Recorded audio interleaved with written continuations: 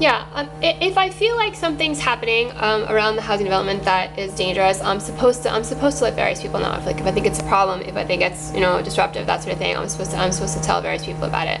If I feel like there are maintenance workers stalking me, or there's other types of stalking happening through around here, I'm supposed to just tell the lawyer for the property management, the Queens Community Action person, and the police contact for the housing development. I have a few concerns about that.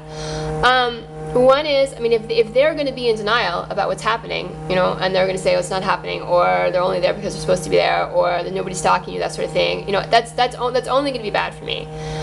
The other thing that I'm concerned about is that if they do try to help me, or even if they just don't persecute me, I'm concerned about what the conglomerate's going to do to them, and that I think is serious. That means that we are not living in a democracy. I personally do not think that both sides of the issues that are on the conglomerate's agenda are legitimate. I really think that all the conglomerate does is just promote crime, and yet at the same time, I never say that the people who promote the conglomerate agenda should be persecuted. I say they should be stopped, right? I always say the things that the conglomerate does to me, and the things that it does to people or threatens to do to people who don't support its agenda should not be happening to anyone.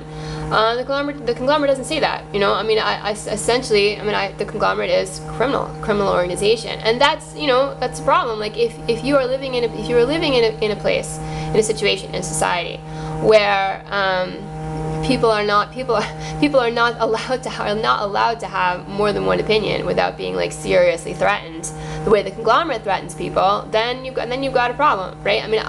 Again, the conglomerate does things which it really, in terms of what it tells people their rights are and what freedom is, that it really shouldn't do. Freedom to abuse people is not freedom, right? It's a freedom to molest children, freedom to stalk people, freedom to harass people, freedom to videotape people in private situations, freedom to just continuously destroy somebody's life.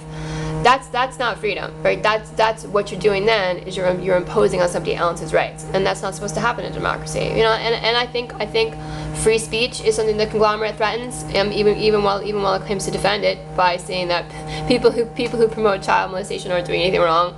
And various other types of things that the conglomerate twists around to try to support its agenda, which there's just no excuse for any of it. So yeah, that's my concern. I am concerned about what can happen to people who do try to help me, if that's what they decide to do.